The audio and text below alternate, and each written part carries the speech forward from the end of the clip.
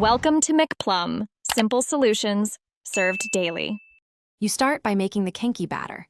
Mix 2 cups of cornmeal with 1 cup of water until smooth. Once done, add 1/4 cup fermented cassava or a sourdough starter to introduce lactic acidity.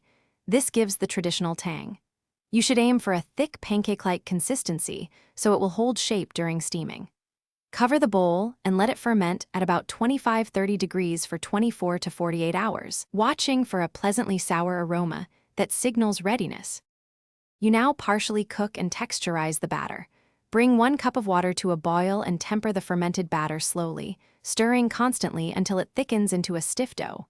Once thickened, cool it just enough to handle, and then knead or pound for 10 to 15 minutes. This removes lumps and aligns the starch for the right chew. After achieving a smooth, slightly elastic texture, divide into equal portions and wrap each tightly in corn husks or food-safe plastic to prepare for steaming. You finish by steaming.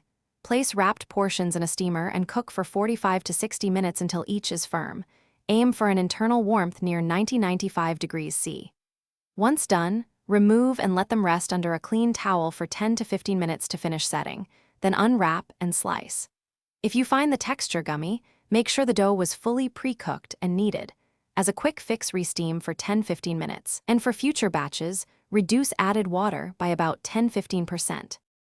Thanks for watching. Stay juicy and subscribe.